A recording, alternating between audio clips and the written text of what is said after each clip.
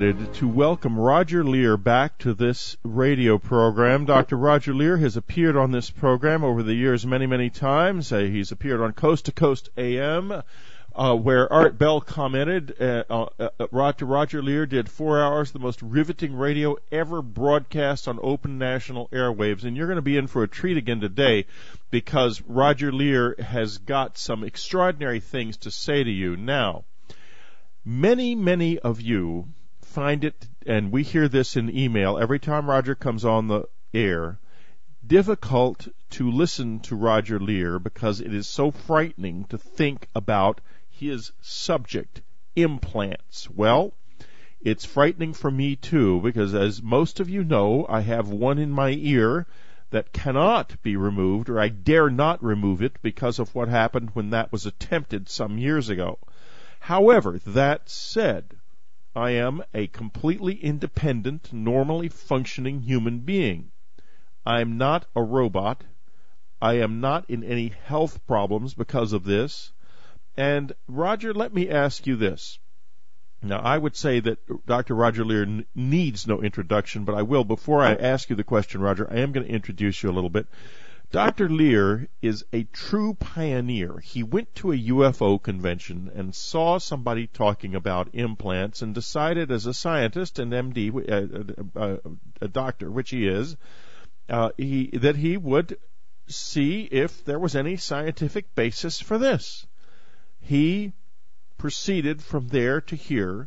He went into it. He was the first person to detect the presence of an implant in somebody who said that they had had a close encounter experience and had been implanted. I had tried this before using MRI scans and had failed because we were looking in the wrong place. We were looking in people's brains when we probably should have been looking where Roger looked, in their feet and hands and so forth. Now, this said, you're talking to and listening to today a true pioneer in the UFO field. Dr. Leir has suffered almost a martyrdom in his professional life because of it, just like John Mack did. God love him, God rest his soul.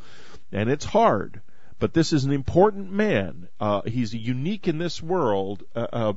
In fact, Jordan Maxwell, who is quite a famous lecturer, author, and you've heard him on this radio program, says, of all the stories I've heard over the past 40 years in dealing with the UFO phenomenon and the paranormal, I am of the opinion the single most important story is that of Dr. Roger Leir. So, Roger, welcome to the program.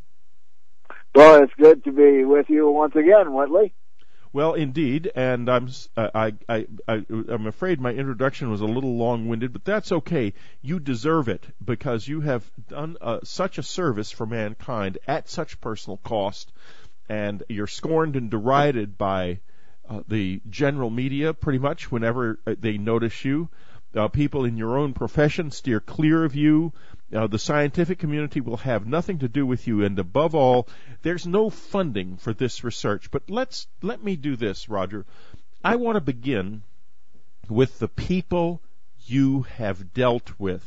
I want to know something about what people who have these things in their bodies are like, what kind of stories they tell. Let us know. When you first got into this, what were the people that you met? How did they strike you? Well, the first two individuals that I got involved with surgically, a gentleman and a lady, one would be an object that appeared on X-ray in the back of his hand, and another lady with objects in the big toe of the left foot.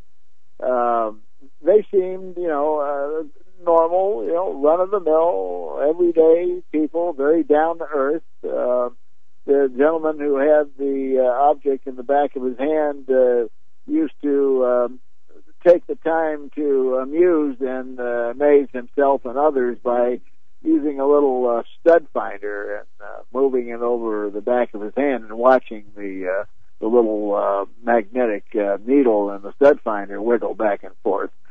So, but both of these people had histories that we've come to know in the alien abduction phenomena that are common.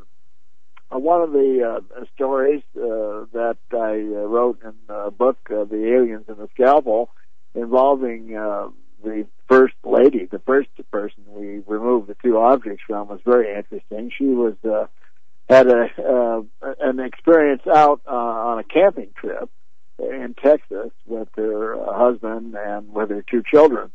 And they drove some miles out in the country and went to an area where there was kind of a battleground during the Civil War and the Civil War days, and it was isolated and desolate, but with a nice little river stream going by, so they could camp nearby and do fishing.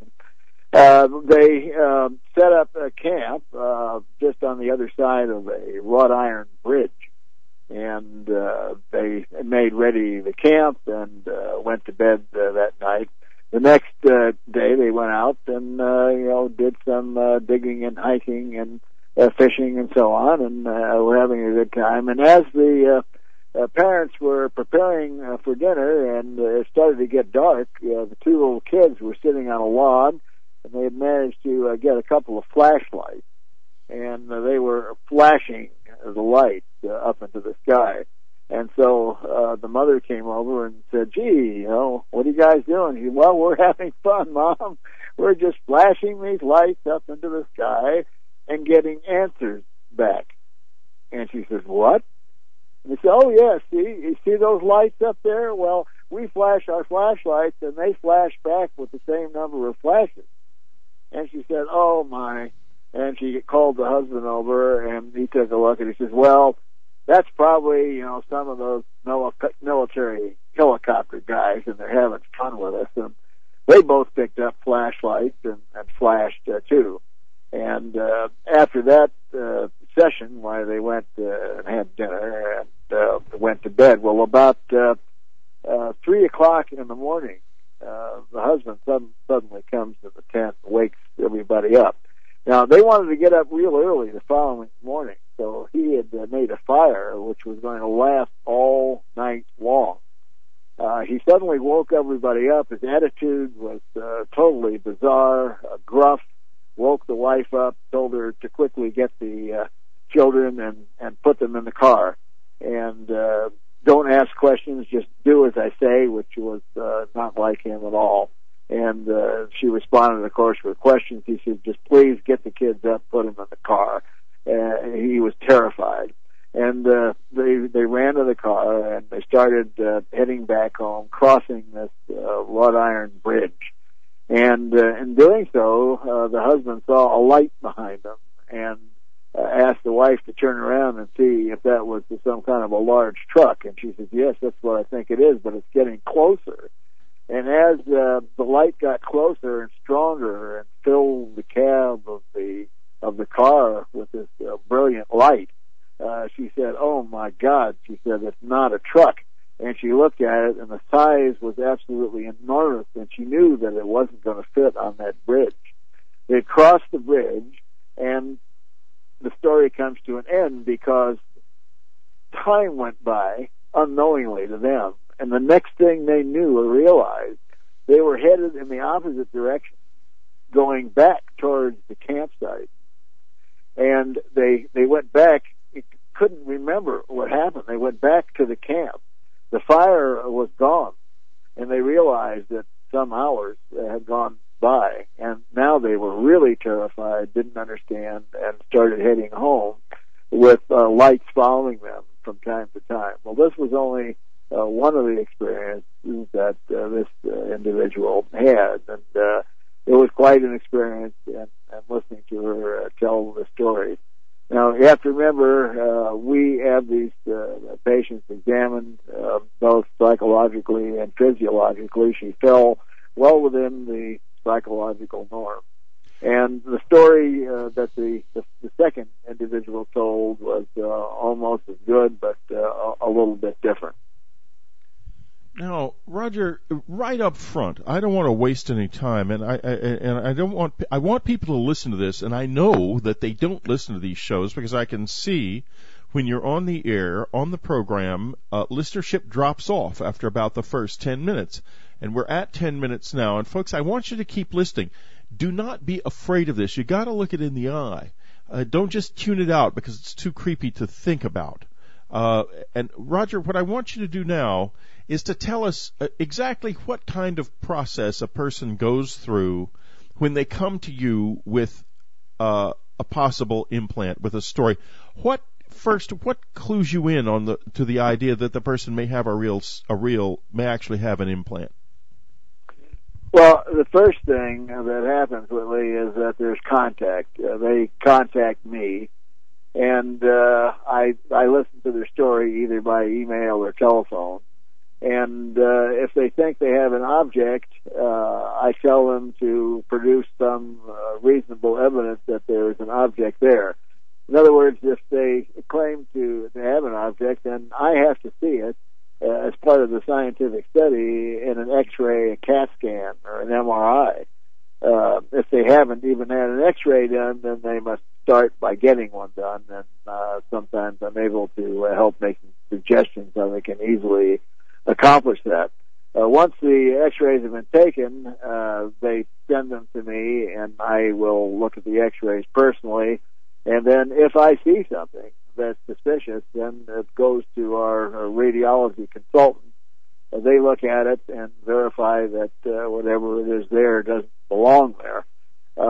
That's the beginning of the courtship. Now, the next thing is we send them a complete package of questions having to do with the things that we've learned about the abduction phenomena. They answer the questions and then send them back to me, and we have a table whereas we can give them a mathematical score on the possibilities that they do fall within the realm of possible abduction. If the score is high, then we contact them again and tell them that if they would like the object removed, we will do it without any charge. And if they're not in California, then they have to make their own way here. Unfortunately, we can't support travel. And if they are in California, most of them can easily get to me. And then once they arrive at my office, they undergo an examination, and I look at the area where the object is, and we go over them physically and physiologically. We order lab studies done. And the next thing is that they go to one of our psychologists, and they're evaluated by the standard psychological test to see whether they're in the norm or not. And in just a few moments, Roger, we're going to find out, are alien implant or implant people with implants normal psychologically, or is there something about them that's different? This is Whitley Strieber. It's Dreamland. We'll be right back.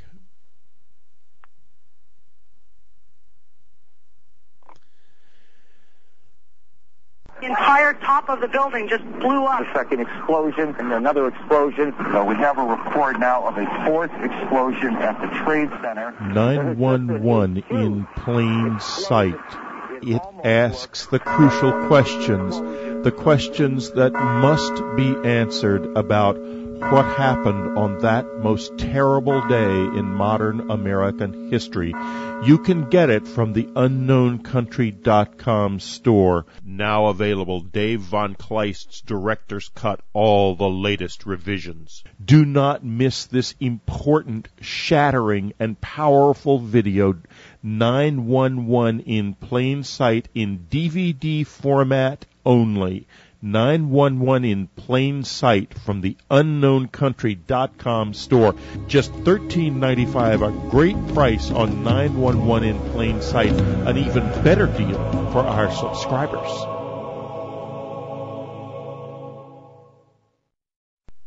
This is Whitley Strieber. It's Dreamland. We're back talking to Dr. Roger Leir. And Roger, you said just before the break that people who are found to have these objects, before surgeries are done on them, they are evaluated psychologically. What kind of evaluations do you generally turn up? Well, the results of the evaluations fit within the paradigm that other researchers have found, John Mack, Bud Hopkins, David Jacobs, and so on. And that is basically these individuals all fall within the psychological norm. Now, the only thing that I have personally found as a significant trait for most of the abduction cases that I've looked at is that these people seem to have creative minds. Maybe whoever is doing this is not looking for Einsteins with high IQs, but it seems, in Southern California, of course, we have a tremendous number of people who are in the entertainment business, writers and directors and people involved with motion pictures and so on. But it's true outside of this area too. A lot of the individuals have creative talents. They can write or perform as musicians, or they can paint, artists, and so on. So that's the only really significant find. Now, my cousin Kenneth Ring looked at them also when he wrote his book, The Omega Project, and that's what he was looking for. Now, tell us a little bit about what the Omega Project is, Roger. Well, the Omega Project involved my cousin, Dr. Kenneth Ring, when he was a professor at University of Connecticut, and it was fully funded by them. It was quite a research project, but his mission in life was to study near-death experiences. And what he thought was, it's kind of interesting. Let's take a look at those individuals who report near-death experiences and those who had UFO experiences, and see if we can find a common psychological denominator. And he's a PhD psychologist. And after a very deep, in-depth study, he also found that people who had near-death experiences and people who had UFO experiences were, by and large, all within the psychological norm. So they're normal people. They're somewhat more creative than the average. Now, let me ask you this. What you always refer to these as alien implants. Why do you call them alien implants, Roger? Well, for really two practical reasons, really. Number one, they don't belong in the body, so they're alien to the body. So nobody's going to argue with that. No. And then the other aspect of it is that when we do the analysis of these objects, some of the things we find include isotopic ratios, which are considered non-terrestrial, stuff that's not from this planet. So obviously, it's alien to the planet and alien to the body, too. So I think you're pretty safe in using the term. Now, there are things about these objects that are technologically beyond what we can do. I know that, of course. But why don't you tell us exactly what some of these things are? Well, we've done 11 surgeries to date. I have another one that I'm going to do as soon as we're able to get the funding to do it. Another very interesting case with an object in the foot. But by and large, the majority of the objects which we have removed are metallic objects, and they're covered with this very strange biological coating. Now, as this is like building a house, because you start from somewhere and you just continue to build, so the knowledge builds. Obviously, what we know today is a lot more than what we knew when I started the process. But in looking at the metallic objects, first of all, they're a small piece of metal of varying shapes, usually a small rod, which is covered with a biological coating. And when you look at the microscopic picture of what this looks like, the biological coating is actually anchored into the metal. Now, we've been in various labs where certainly black budget projects are going on, and we find interest by scientists in looking at this, because basically it's due to the fact that we don't know how to do these things. We don't know how to anchor biological tissue or have it grow into a piece of metal. Then we look at some of the other aspects of it. Now, we've been able to check for electromagnetic field strength before these are removed. And by and large, again, all of them exhibit some electromagnetic field, some 2 to 6 milligauss, which is a pretty strong field. And the last one that we did, again, we try and learn a little more with each run. We were able to use a radio frequency detector, and we actually put the patient out in a circle, which we had checked a long way from any electromagnetic sources, and found that she, most probably the area where this object was emitting 2 radio frequencies. So does this answer any questions? Are these transmitters? What exactly is going on? How many objects have you tested for radio frequency emission? This was the first one. And it was emitting radio frequencies? Yes, there was 2 radio frequencies, both in the FM band, and it would lock on one for a while, and then it would change, and it would go to the other one, and then back to the first one, and oscillate back and forth between the 2. Now, this is a clue, but it's not an answer, because, what's going on? Can you definitely say that this thing is putting out these radio frequencies? The only answer is no, because it could be relaying something, either another radio frequency, bouncing off of this thing, and you're getting a harmonic.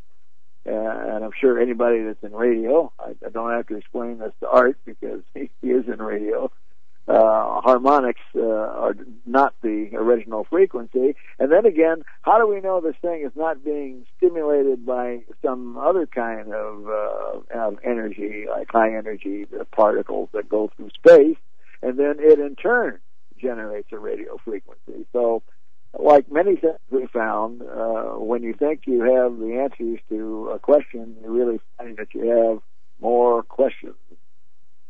Now, it was just, were you able to listen to this at all? Was anyone able to record it, or? No, that's the next step, and I'd like to do that with the next one. If I can get either a laboratory or the equipment, that would be the next thing to be done, was not only to isolate the frequencies that were coming out, but run it through an oscilloscope so that we can look at a wave and also listen to it and have an audible sound. So, I regret the loss of Dr. Bill Mallow at a time like this, because, of course, he was the researcher at Southwest Research Institute who was so willing to help us, and he had at the institute an extraordinarily sophisticated signals acquisition lab, which he was able to use. And in fact, one time when I was there, he observed my implant activate, and when it activated, it hasn't in many years, but in those days when it did, it would my ear would get hot and turn bright red, and I would hear a noise, a sort of high-pitched noise, like an old-fashioned modem starting up in my ear. And we went into the signals acquisition lab, and I saw the lab, and it would be the ideal place for you to work. Unfortunately, as the director of Southwest Research told Dr. Mallow, their CIA client, which is like half of their business at Southwest Research, takes a dim view of UFO studies, so we're not welcome there anymore now that this very powerful man has passed away. It's a shame. And do you have any other place you may be able to take people that really has high-quality signals acquisition capabilities? Well, I have heard, and I have not checked this out, but I'm going to. I heard quite recently that UCLA has such a signal detection laboratory. So I'm going to check there and see if that's possible. If someone in the audience that's listening to the program knows where such a facility is available in Southern California, please contact me through my website. Well, let's hope that happens, because goodness knows we need it. We have, in the loss of Bill Mallow and Jim Fueling and Steve Schiff, Congressman Schiff, we've lost a lot of the more powerful people in our field, people who were really capable of getting things done. And we need someone definitely to replace them. You know, Roger, I was riveted by your original book, The Alien and the Scalpel, but you've done an extensive amount of work on the revised second edition, and folks, I know for a fact that very few of you out there have got anything by Dr. Roger Leir, because I can see how the stuff sells on our website, and it doesn't.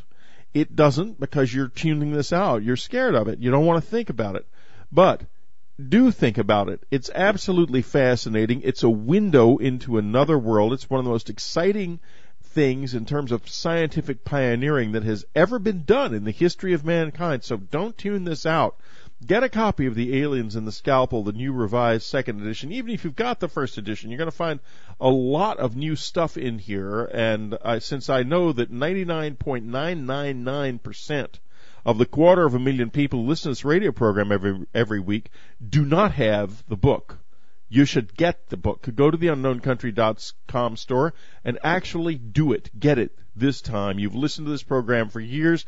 You've never bought a thing from the store.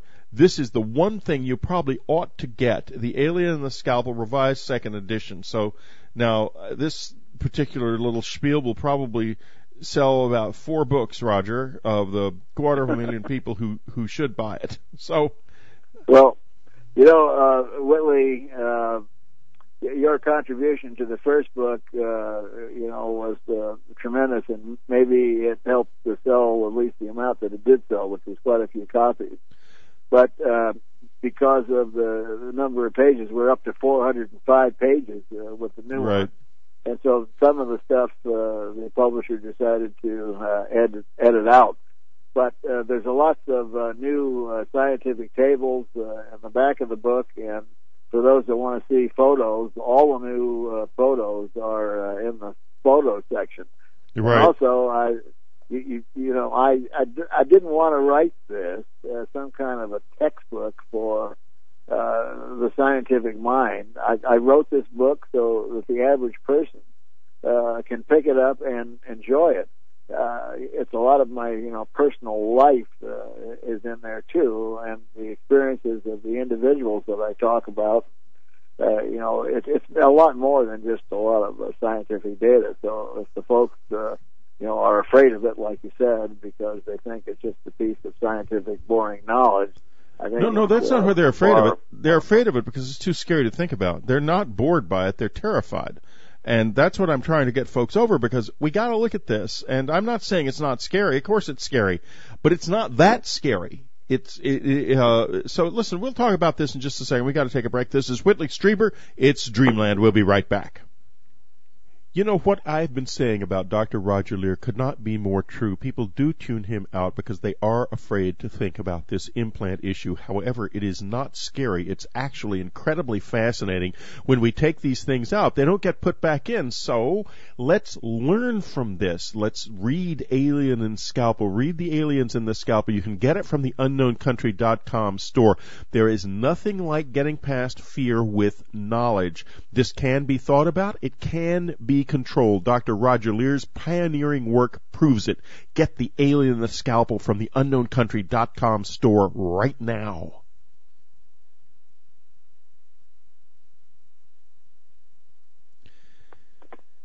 This is Whitley Strieber. It's Dreamland. We're talking to Dr. Roger Leir, The Aliens and the Scalpel, revised second edition, an extraordinary dynamite book. It takes you into another world. It opens your mind, and it is not, contrary to what many of you believe, too scary to think about. I think about it all the time, and as I am speaking, I have my finger on the implant in my ear, and I'm living with it. I am not under mind control, and you have to ask a question, well, how would he know if he was under mind control or not? Well, I guess ultimately the answer to that question is a deeply personal one, and I am not. It's as simple as that.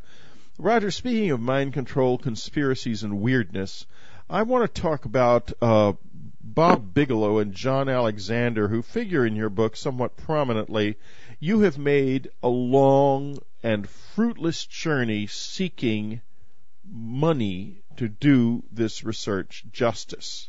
And you came close with these people, and your descriptions of what happened to you at the hands of them, at their hands, is among the most eerie in the book. Why don't you tell us a little bit about your first contacts with John Alexander and Robert Bigelow, and also who they are.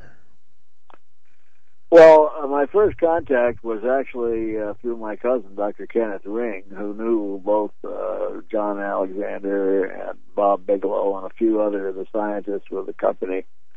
But Bigelow Enterprises, headed by Robert Bigelow, who was a Nevada billionaire and a very sound one at that, decided to put together an organization which he called the National Institute for Discovery Science.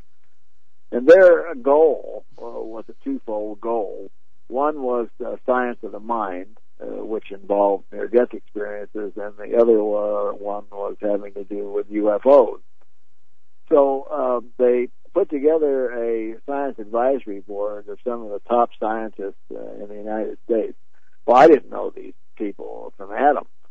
So my contact, as I said, was through my cousin, and the first person I talked to was John Alexander, and he said, what do you got, and what are you doing, and so on. Then after our phone conversation, he said, can you fax me some of the material? I did. And lo and behold, almost, I think it was only about 2 days went by, I got a call at some ungodly hour of the morning, very, very early, and it was John on the line, and he said, are you up for a conference call? And I said, well, certainly. And he had Bob Bigelow on the line personally, and they both started to ask me questions and so on, and next thing I knew, I got an invitation to go to Nevada and meet with them, and we had a preliminary meeting, and he, I guess, kind of liked me, I think. And then he decided that it might be possible for them to enter in the research and support it with the funds that they had. And I was all for that. Then a second meeting occurred, and we actually brought some of the implant specimens that we had, the early ones. And I made a presentation before the Science Advisory Board of NIDS, and that was really one of the most scary things I have ever done in my life. I don't put myself in any way in the category of those individuals. These are multiple PhDs and specialties of science, and for me to show them anything was kind of scary. But I just told them what we had, and most of the data we had at that time was biological data. We hadn't really done anything on the metal at all. And during the course of the presentation, about half of the members of the board took up on my stead, and when questions were asked of me that I couldn't answer, they just piped in and answered them for me. So at least at that time, I knew I'd conquered at least half of the board. Then at the end of the meeting, we were asked to leave until a decision was made. Waited downstairs in a dining room area with about all the food you could eat. Right. And Bob Bigelow would pop down every once in a while telling us what was going on in the progress of the meeting. And finally, he came down and said, yes, we're going to do it. Let's take a stroll through the garden. And we did. And on a handshake deal, they supported the metallurgical research for the first number of implants, and they supported the money to do 3 of the following surgeries. And they also put up the funds to write the book. So I can't really So say they did anything. help you? Absolutely.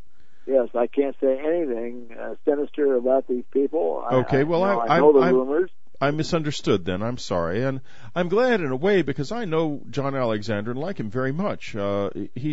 He is the center of so much conspiracy theory, though. What's your opinion of that? I mean, people consider him to be an active intelligence agent, and they consider the Bigelow organization, the now defunct NIDS, National Institute for Discovery Sciences, was something that absorbed information without ever giving anything out, and that it was an intelligence operation from the beginning.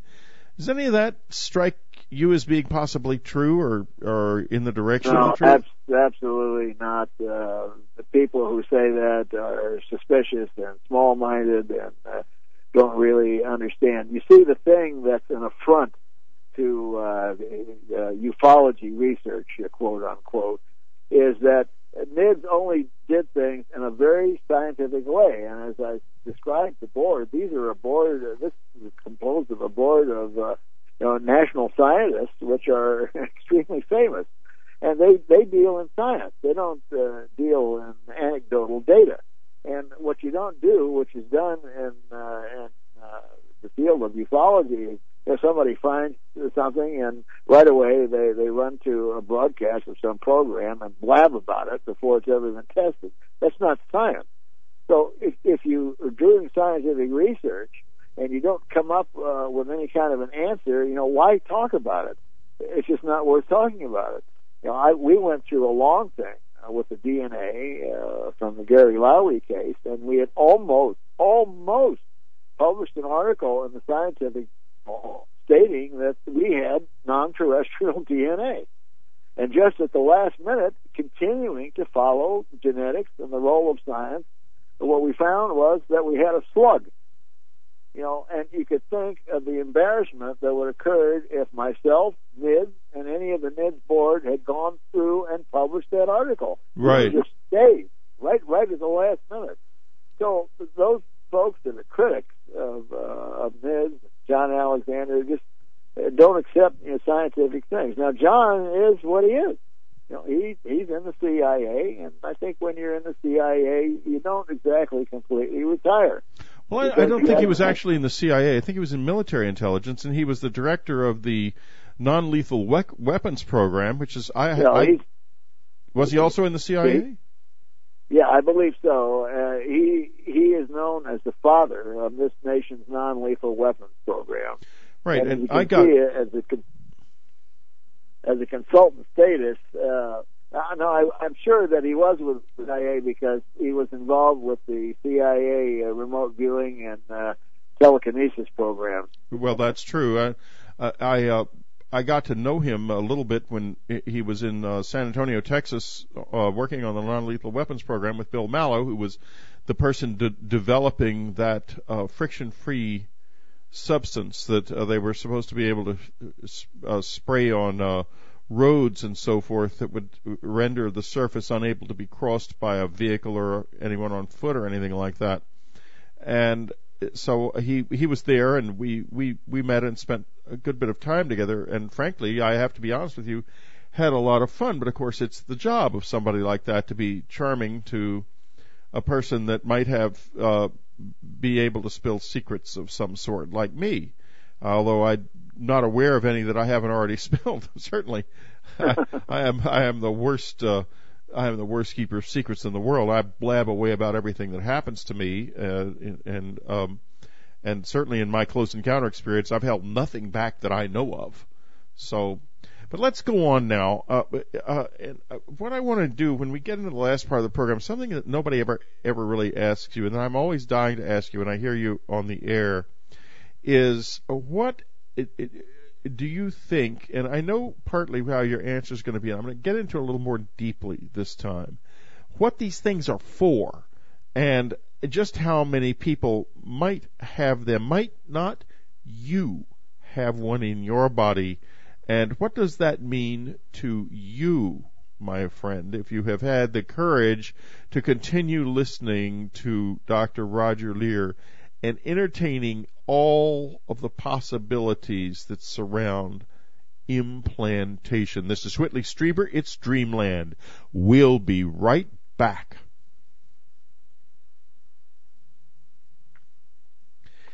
This is Whitley Strieber. It's Dreamland. Implants, the most provocative frontier of UFO research.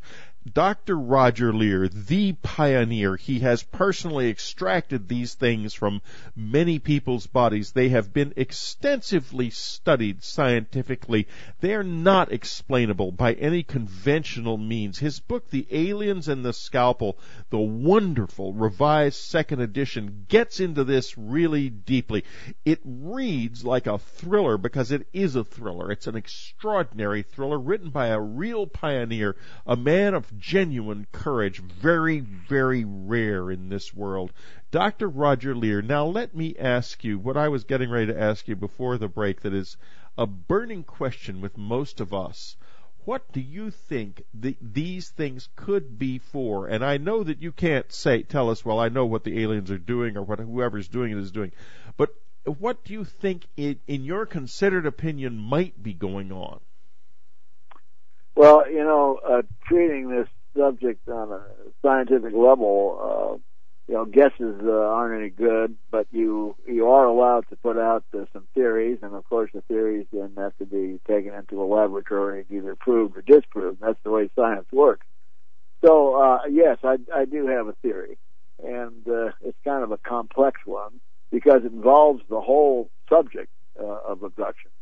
And in the last few years, I've traveled extensively around the world to over 40 different countries, and I've talked with abduction victims, if you want to use that word, those that don't speak English through an interpreter, and the phenomena is relatively the same.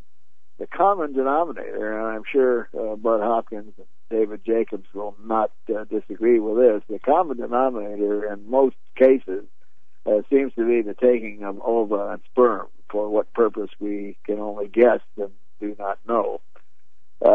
Now, if something is going on like this, there's something, it seems to me, you can at least say there's something to do genetic-wise with the human race. Now, let's break off right there and go to something else that I found. I have a young daughter, 13 years old, who is quite exceptional and a lot different than my older children. And she started to absolutely amaze me by the things she would say. It was like she could reach into some universal pool of knowledge and come out with these plums. So I started talking to abductees about their children and so on, and I found that this was rather common. In fact, I never had anyone disagree with me, parent, grandparent, or whatever. And so I said, maybe there's something going on with the children of today. So I said, well, I'm in medical science, so let me take a look at something we can look at, some data, some statistics. So I took a look at growth characteristics of children, and I took things, not that were variable like IQs and things like that, but what age does a child raise its head? What age do they smile? What age can they stand up? What age can they talk? And so on. And so I looked at statistics going back to 1947. And I didn't pick 1947 because of Roswell, but I picked 1947 because the statistics were not updated between 1947 and 1987. So it was a perfect period of time where I could compare these worldwide statistics. So I took a look at them, and I wrote them down, and I found 17 of these growth characteristics which were measured and comparable. Now, not everything they measured in 1947 was measured in 1987. And the things they measured from 1987 on were not measured in 1947. Example, the age of patty cake. And you say, well, my goodness, why would anyone want to measure the age of patty cake? Well, if we remember in astronaut training, the astronauts are put into a chamber, and then the atmospheric pressure is gradually reduced. And what are they doing in the chamber? They're playing patty cake. And this requires a distinct amount of eye, hand, muscle coordination. And as you reduce the atmospheric pressure, this coordination begins to disappear. So it's a measurable thing. Well, they didn't measure that in 1947, but they measured 17 others. And I looked at these 17 others, and they, in a 40-year period, were accelerated between 16 and 80%. Now that's a big acceleration for 40 years. Now I'm getting to the point where I'm going to answer your question. What is the reason for this? You know, if we accept this as a worldwide phenomenon, what is the reason? Could it, be, nothing but evolution? Plain simple evolution. Well, I think not. Not in 40 years to have that much change. Could it be what we call now fast evolution? No. We're getting it down now to like 100 years. This is 40 years. Right. So I don't think it's evolution. So let's look at the next big one. The big one is environment. Right. Now, is it the degradation of the ozone layer? Is it what they eat? Is it television? Is it whale blubber? Is it alcohol?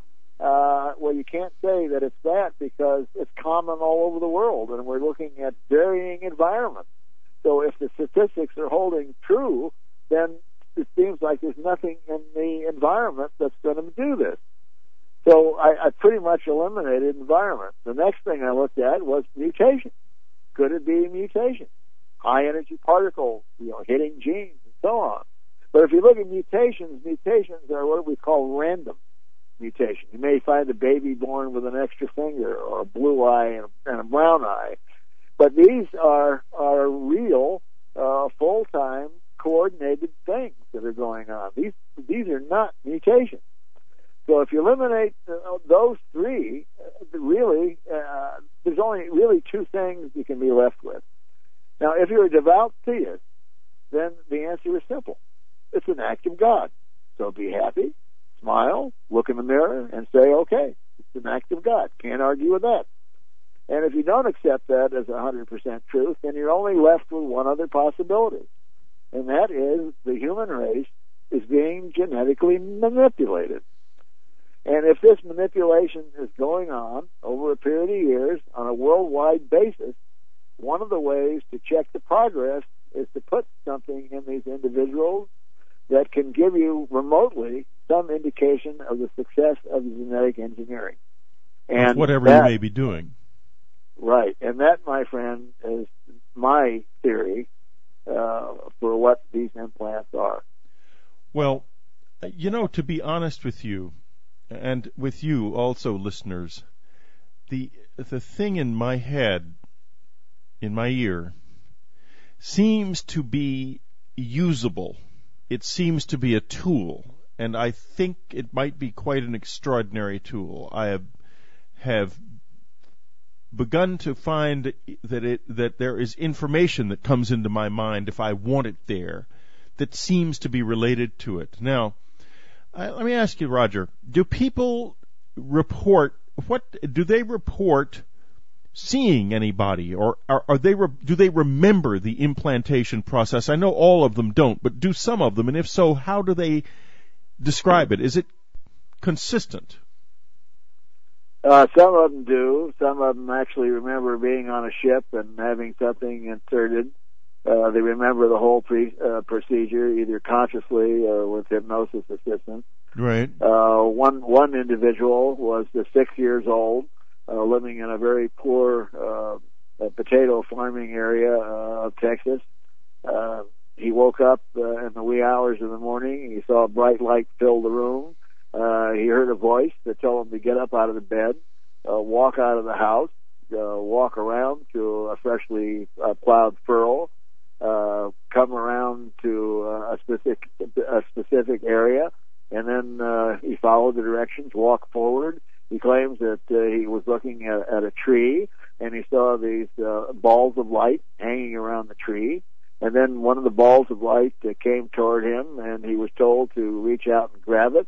Instead of doing so, however, he became panicky, turned and started to run, and evidently hit one of the balls of light with his hand, and something happened. He didn't know what. The next thing he knew, he was back in bed. He woke up that morning, and there was blood all over the sheet. And there was no scar. There was no injury to the hand, nothing. All he had was this crazy story and blood all over the bed. this was the individual who had a metallic object in his hand. Now, I remember what happened to me very well. I woke up.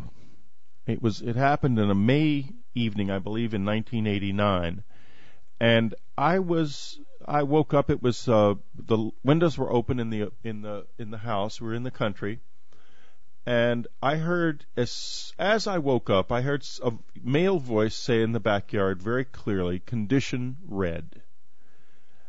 I looked and saw a woman and a man, a bearded man, standing in the hallway that it was across the room from the foot of our bed. These two individuals came forward. There was something there as well that was kind of gliding that I didn't see clearly, but it seemed to be that there was something accompanying them. I wouldn't say it was a living creature. I just don't know what it was. And the next thing I knew, I was lying on my side.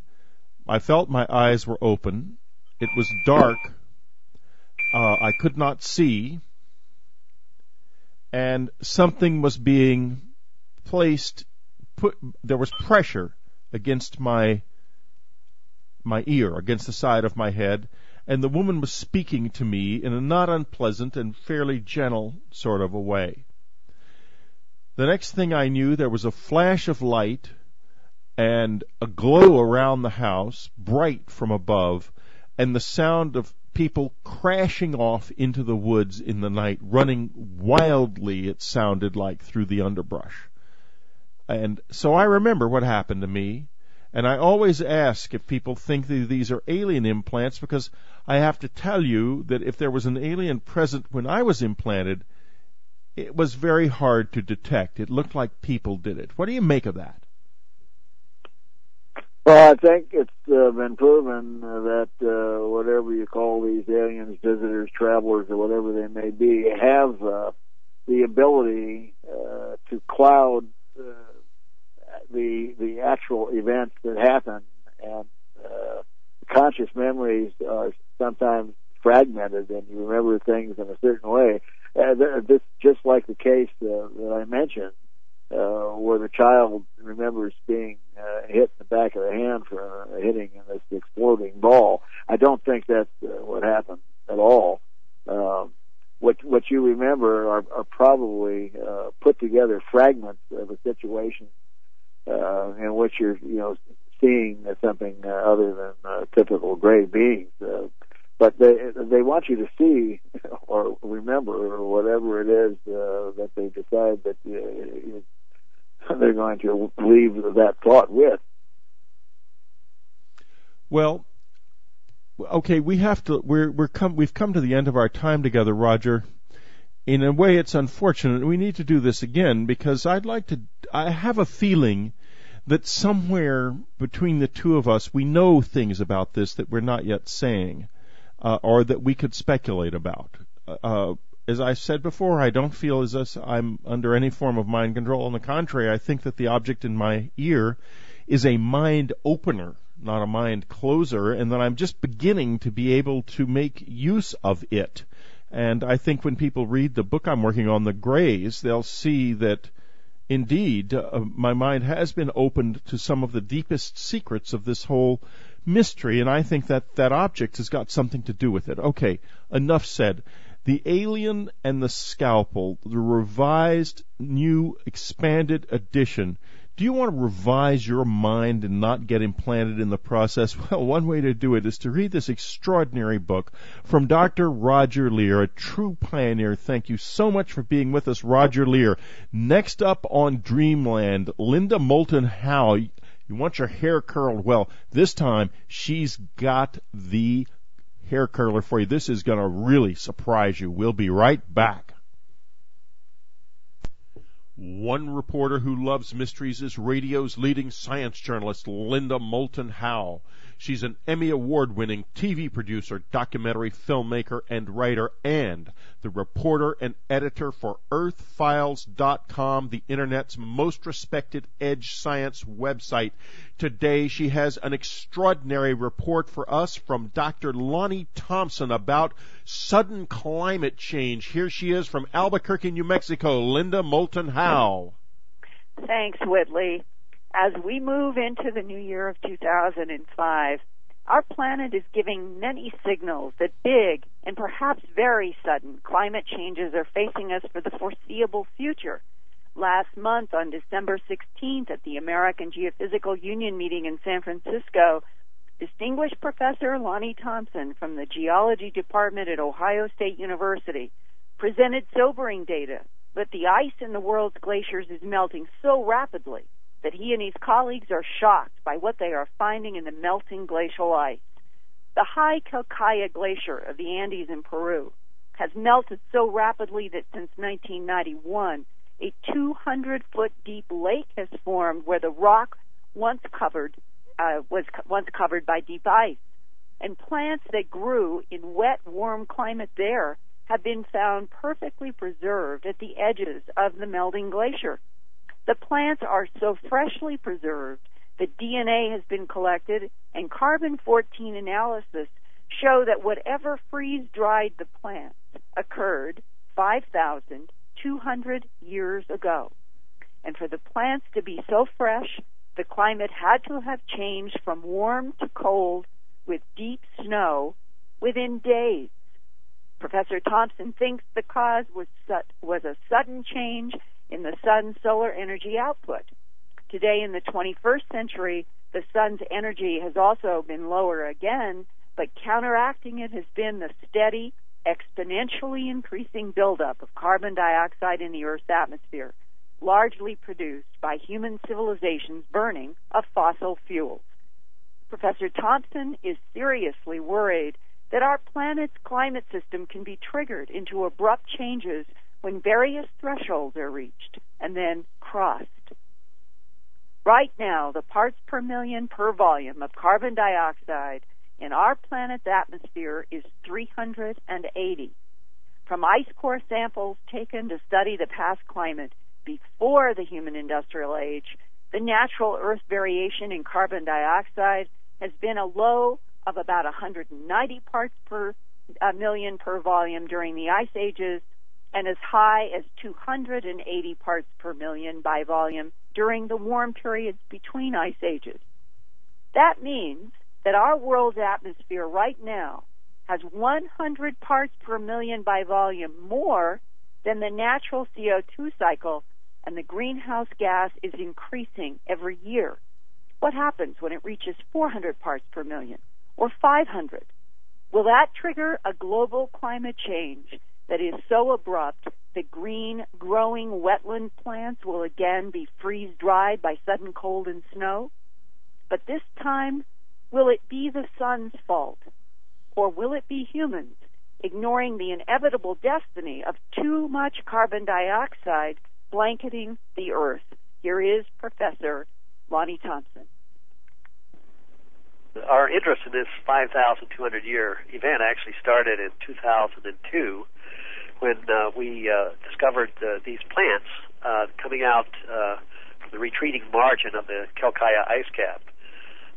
The ice cliff there is about 30 meters high, and right at the base there was this plant deposit, and it's about 2 meters across, and these are wetland plants. They're not woody tissue. They're and that's what makes them remarkable because they were so well preserved. And in collecting those plants and then having them identified, the Stichia muscoides is the main type of plant in that collection. Then having it dated in 2 different labs, it came back 5,200 years old. And from that we started to well, first of all, for that site, it tells us a lot of things. Number one would be that sometime before 5,200 years ago, it had to be at least as warm as today for this plant to have grown at this site. And also, whatever happened had to be extremely abrupt because the plant was captured. And I mean, it's so well preserved that they've actually been able to do DNA on the tissues from the plant. So it would say that, you know, the climate system, the natural climate system back then was capable of very abrupt change. But probably most disturbing here is that, you know, we returned to this tropical ice cap this past summer, and we collected plants in adjacent valley, and we found 3 collections, and 2 of those collections came in at 5,000 years before present, which is consistent with our earlier collection. But the third one is really disturbing because it comes in at over 55,000 years old, this plant. And again, it's a wetland plant. Cell structure is perfectly preserved. But you know, it means that plant has, I think the most straightforward interpretation there is that this plant has not been exposed for over 50,000 years, and which would say what is happening there today is unusual on the time scale of 50,000 years. That all of the cooling effects and ice that caused dramatic changes in the past is now melting so rapidly that we're being able to see plants that range from 5,000 to 50,000 years old that have been buried under ice. That's correct. That's correct. And I think this is happening all over the world, and we can actually, by collecting these plants and animals and humans coming out of the ice, we can actually put dates on when was the last time that these glaciers were as small as they are today. And that kind of puts this change that's taking place in the 21st century into a perspective. When you say abrupt change, as is seen in these plants, are we talking about something that happened in 24 hours, 48 hours? I think we're talking about something that happened in the order of say, days to weeks, because the plant, in order to be so well preserved, had to be captured, and whatever the event was, there had to be enough snow fall in this area to bury it deep enough so that it was not exposed again until just a few years ago. Otherwise, this plant would have decayed. And likewise, we have looked around the world at other records, and one of the most interesting of these is Ötzi, the Iceman, who came out of the glaciers in the Austrian Alps back in 1991. And if you read the story on Ötzi, he was shot in the back with an arrow. He escaped his captives, and he sat down on behind this boulder at the top of the Austrian Alps, and he bled to death. But shortly after he died, there had to be a snow event that was large enough to bury him deep enough so that for 5,200 years, which is his age, he was covered by ice, only coming out in the recent decade. And then if you look around the world, we've drilled the ice fields of Kilimanjaro in Africa, and the lowest, most negative isotope event, an isotope's indication of temperature and precipitation, occurs 5,200 years ago in Africa. Then if you go into the south, the Middle East, into Israel, there are speleothem records there, where there are isotope records from these speleothems show that there's just one event in the last 13,000 years, a very wet event, 5,200 years ago. And those are uranium-thorium dated. Then if you go to England and Ireland, there are trees, oak tree chronologies that are annual. They go back 7,000 years. And the narrowest ring in that collection is 5,194 years before present. And then if you come to North America, when I was at American Geophysical Union, I was giving the Emiliani lecture. Emiliani was an oceanographer, but he did a study that was published in Science back in 1979 on a spring, a water hole down in Florida. And it turns out that this spring is actually a sinkhole. It's a cavern. And in the early history in Florida, humans and animals would go to this spring in times of drought to get water. And it turned out that there are ledges in this sinkhole where people actually lived.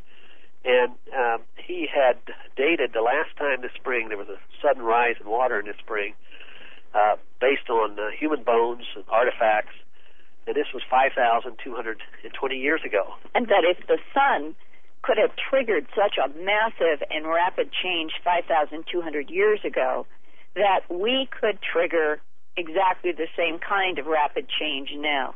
I believe this is the case. I mean, we study ice here, and ice is a threshold system. Ice is perfectly happy until you reach 32 degrees Fahrenheit.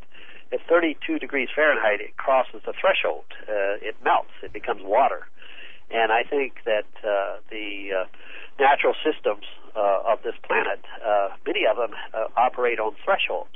And you're okay, you can change something up to a certain limit, but if you cross that threshold, then the system reorganizes, and it's something completely different than what was before. And in the case of climate, that would be in the form of an abrupt climate change. If we look at the warmest year on record, since we've kept temperature records, was 1998. The second warmest year on record was 2002. The third was 2003. And 2004 is going to come in as the fourth warmest year since we've been keeping records. But over the last 20 years, the solar output, the energy output of the sun, has actually decreased. So we got other players at work here, and the most likely candidate is the increase in greenhouse gases. If you look at these greenhouse gas variations, they're kind of a natural, you could call it the breathing of the planet through time, and there seems to be an upper level and a lower level. The upper level is about 280. But of course, humans came along, and with our technology, we've been able to mine the forests of the past through the oil and the gas and the coal that we're consuming, bring all that carbon that had been taken out of the atmosphere by geologic processes, and we released it into the atmosphere. And so about 1900, we passed 300 parts per million by volume. This year, we're up to about 380 parts per million by volume, and that's increasing at a higher rate, especially in the last 2 years, which we're not sure why, but it's increasing over 2 parts per million by volume each year. And it gets back to this concept of thresholds, that the climate system works on thresholds, and whatever caused that abrupt change 5,200 years ago, what if there's a threshold for carbon dioxide? We pass 400 or 500 parts per million by volume, and we see an abrupt change in the climate system, not a gradual change. And you can say, well, what is the worst case scenario for a warming Earth? If you raise temperatures to the point where you removed all the mountain glaciers on Earth, and we're doing that. I mean, they're all retreating.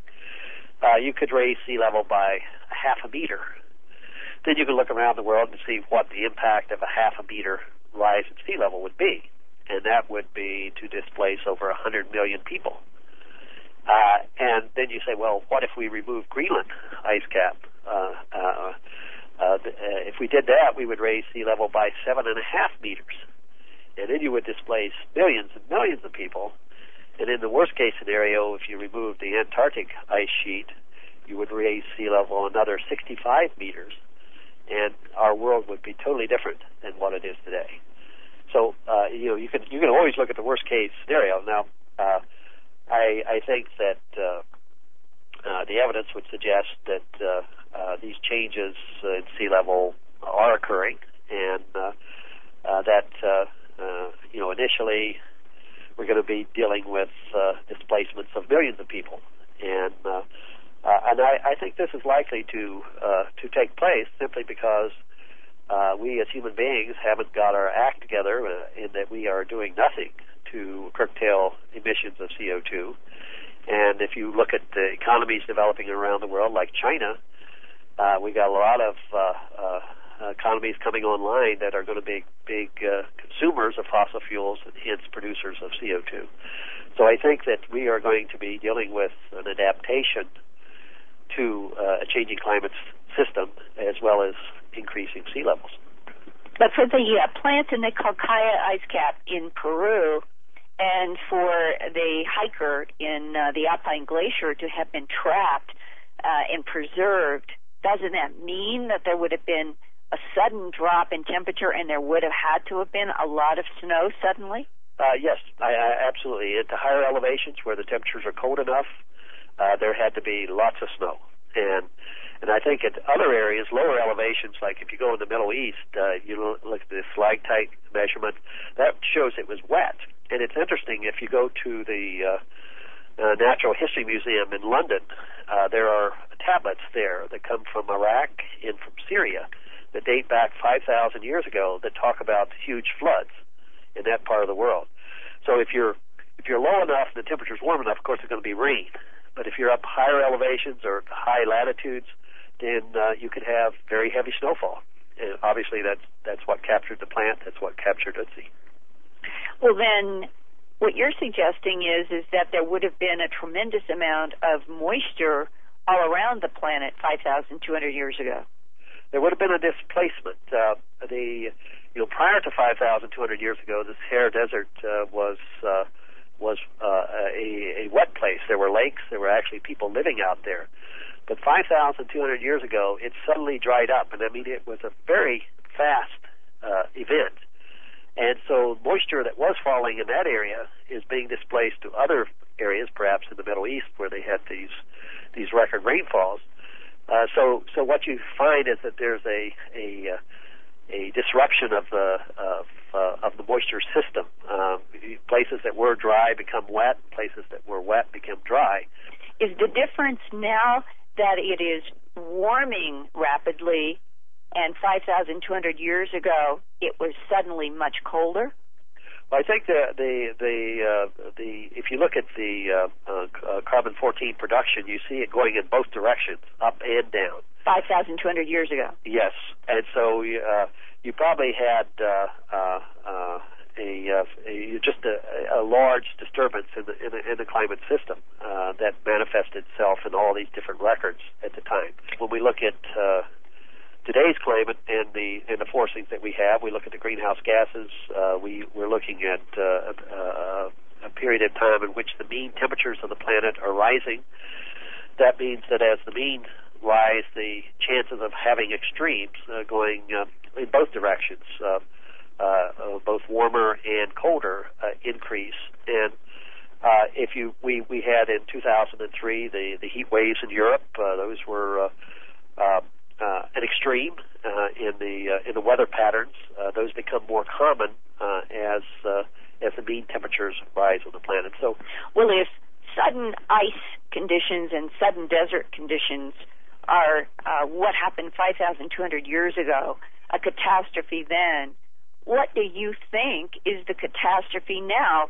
Will it be increases in the hurricanes and strengths of storms? My personal view on this is that what people will respond to will be economics, the cost of these changes. And, I mean, you can look at the hurricanes in Florida this year. The cost of that, huge, billions and billions of dollars. The cost to the oil industry, to their oil platforms out in the Gulf of Mexico. The cost to the reinsurance agencies.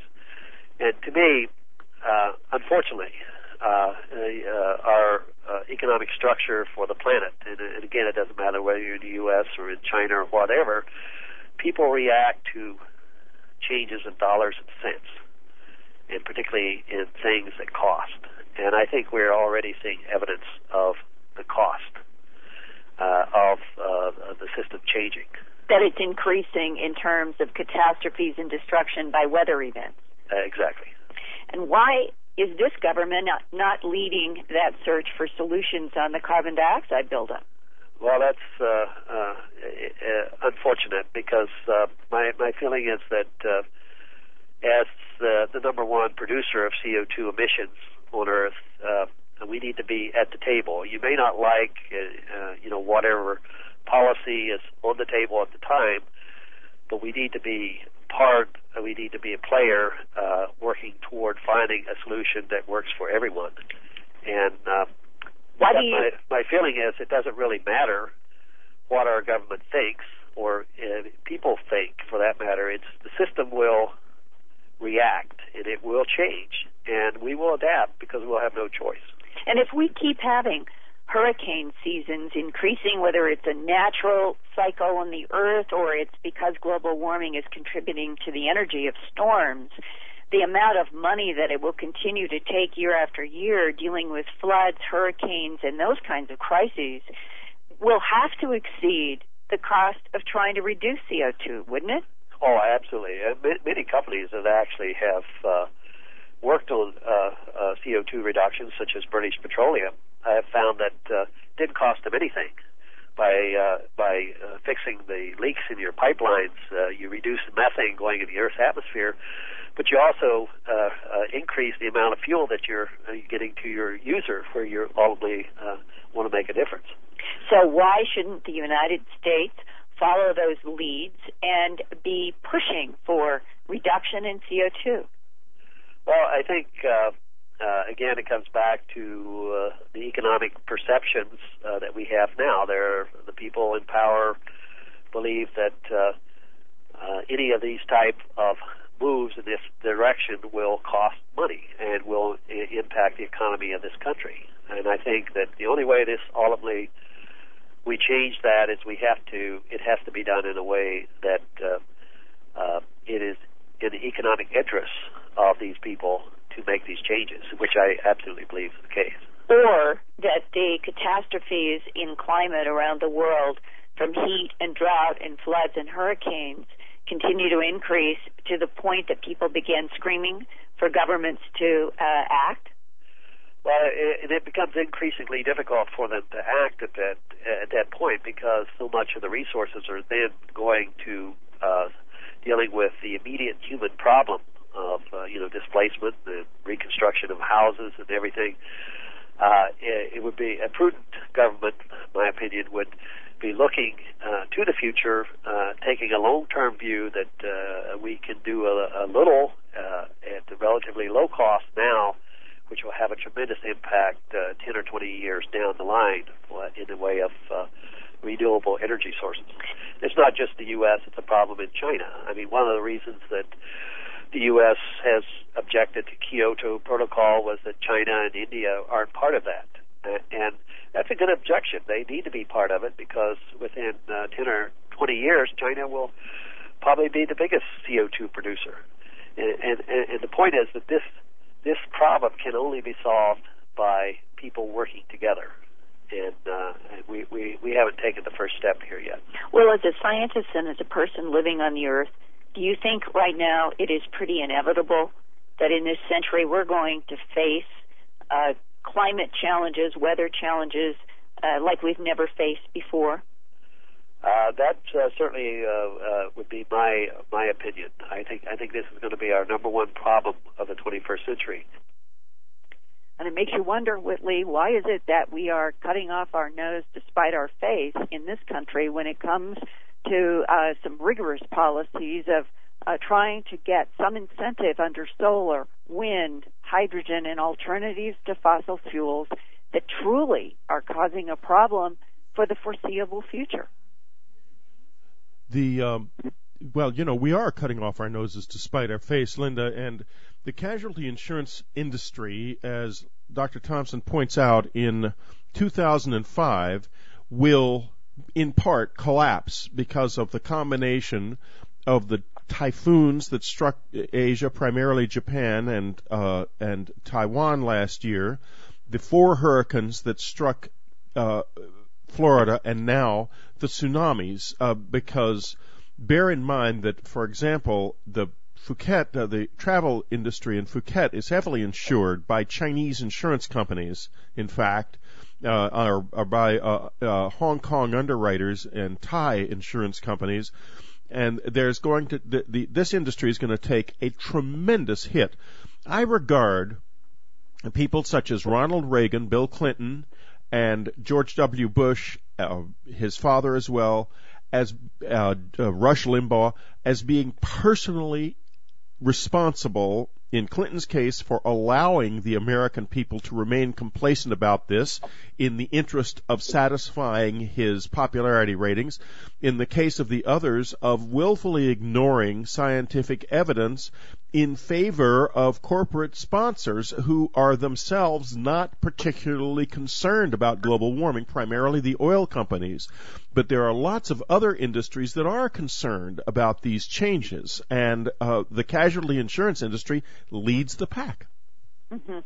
And my sense with talking with Professor Thompson is that the scientists are extremely frustrated that they're not seeing more leadership on the part of this government. But, as he pointed out, it is so difficult if there is an oil power lobby that is resisting putting a lot of money, energy, and effort right now into hydrogen, into solar, and into other alternatives because they want to get every dollar out of every last drop of oil.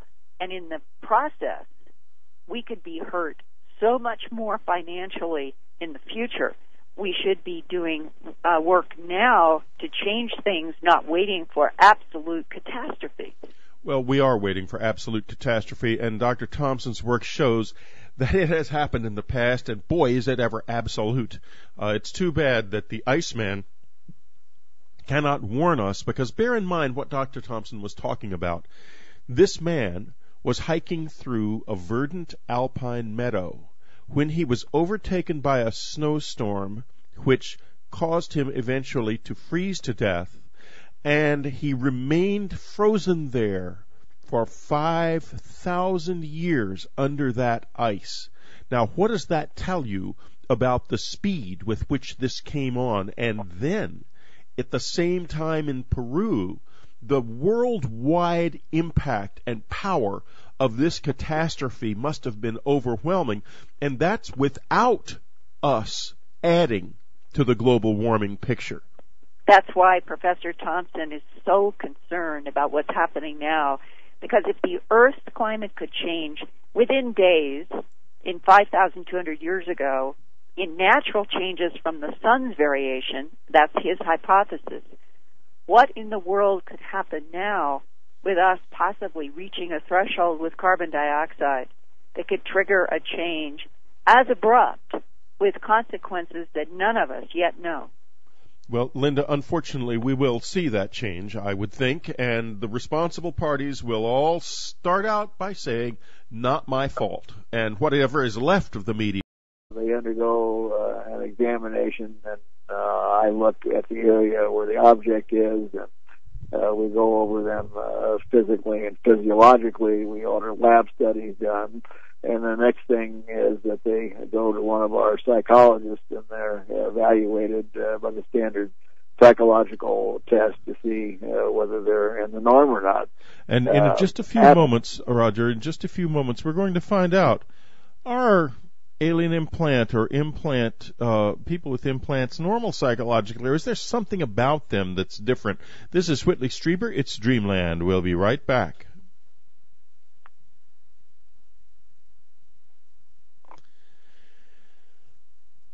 The entire top of the building just blew up. A second explosion and another explosion. We have a report now of a fourth explosion at the Trade Center. 911 in plain sight. It asks the crucial questions, the questions that must be answered about what happened on that most terrible day in modern American history.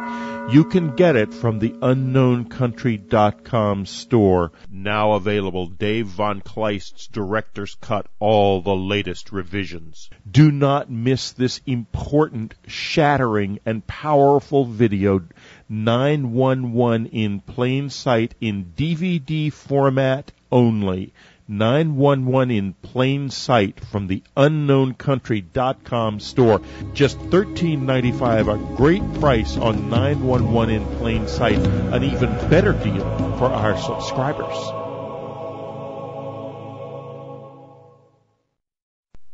This is Whitley Strieber. It's Dreamland. We're back talking to Dr. Roger Leir. And Roger, you said just before the break that people who are found to have these objects, before surgeries are done on them, they are evaluated psychologically, what kind of evaluations do you generally turn up? Well, the results of the evaluations fit within the paradigm that other researchers have found, John Mack, Bud Hopkins, David Jacobs, and so on. And that is basically these individuals all fall within the psychological norm. Now, the only thing that I have personally found as a significant trait for most of the abduction cases that I've looked at is that these people seem to have creative minds. Maybe whoever is doing this is not looking for Einsteins with high IQs. But it seems, in Southern California, of course, we have a tremendous number of people who are in the entertainment business, writers and directors and people involved with motion pictures and so on, flashing the lights up into the sky. And so the mother came over and said, gee, what are you guys doing? He said, well, we're having fun, Mom. We're just flashing these lights up into the sky and getting answers back. And she says, what? And he said, oh, yeah, you see those lights up there? Well, we flash our flashlights, and they flash back with the same number of flashes. And she said, oh, my. And she called the husband over, and he took a look, and he says, well, that's probably, some of those military helicopter guys, and they're having fun with us. And they both picked up flashlights and flashed, too. And after that session, why they went and had dinner and went to bed. Well, about 3 o'clock in the morning, the husband suddenly comes to the tent and wakes everybody up. Now, they wanted to get up real early the following morning, so he had made a fire which was going to last all night long. He suddenly woke everybody up. His attitude was totally bizarre, gruff, woke the wife up, told her to quickly get the children and put them in the car. And don't ask questions, just do as I say, which was not like him at all. And she responded, of course, with questions. He said, just please get the kids up, put them in the car. He was terrified. And they ran to the car, and they started heading back home, crossing this wrought iron bridge. And in doing so, the husband saw a light behind them and asked the wife to turn around and see if that was some kind of a large truck. And she says, yes, that's what I think it is, but it's getting closer. And as the light got closer and stronger and filled the cab of the car with this brilliant light, she said, oh, my God. She said, it's not a truck. And she looked at it, and the size was absolutely enormous, and she knew that it wasn't going to fit on that bridge. They crossed the bridge, and the story comes to an end because time went by unknowingly to them, and the next thing they knew or realized, they were headed in the opposite direction, going back towards the campsite. And they went back, couldn't remember what happened. They went back to the camp.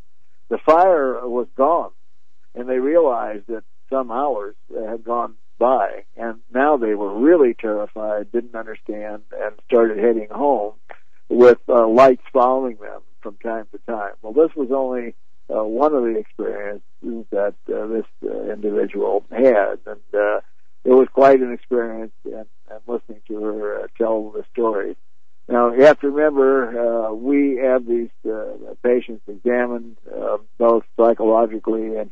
To welcome Roger Leir back to this radio program. Dr. Roger Leir has appeared on this program over the years many, many times. He's appeared on Coast to Coast AM, where Art Bell commented, Roger Leir did 4 hours, the most riveting radio ever broadcast on open national airwaves. And you're going to be in for a treat again today, because Roger Leir has got some extraordinary things to say to you. Now, many, many of you find it, and we hear this in email every time Roger comes on the air, difficult to listen to Roger Leir because it is so frightening to think about his subject, implants. Well, it's frightening for me too, because as most of you know, I have one in my ear that cannot be removed, or I dare not remove it because of what happened when that was attempted some years ago. However, that said, I am a completely independent, normally functioning human being. I am not a robot. I am not in any health problems because of this. And, Roger, let me ask you this. Now, I would say that Dr. Roger Leir needs no introduction, but I will. Before I ask you the question, Roger, I am going to introduce you a little bit. Dr. Leir is a true pioneer. He went to a UFO convention and saw somebody talking about implants and decided as a scientist, an MD, a doctor, which he is, that he would see if there was any scientific basis for this. He proceeded from there to here. He went into it. He was the first person to detect the presence of an implant in somebody who said that they had had a close encounter experience and had been implanted.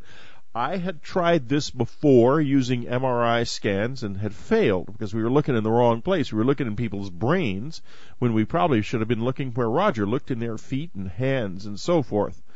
Now, this said, you're talking to and listening to today a true pioneer in the UFO field.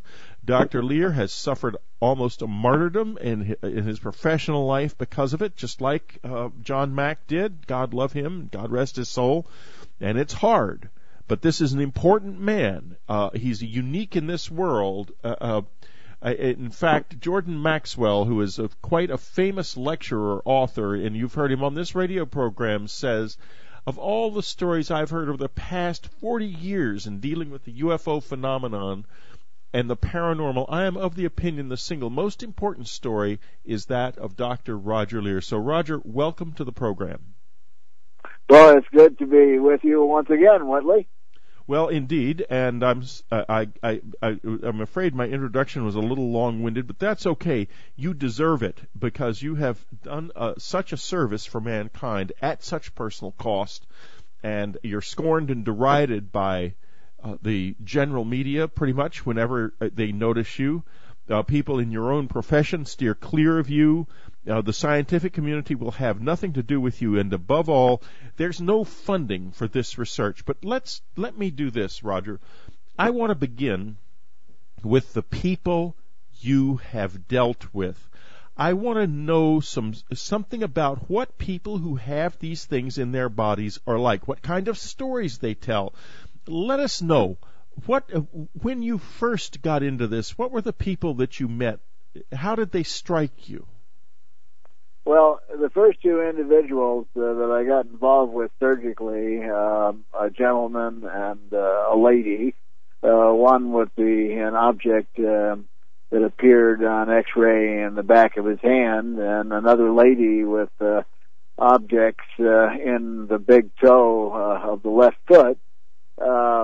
They seemed, normal, run-of-the-mill, everyday people, very down-to-earth. The gentleman who had the object in the back of his hand used to take the time to amuse and amaze himself and others by using a little stud finder and moving it over the back of his hand and watching the little magnetic needle in the stud finder wiggle back and forth.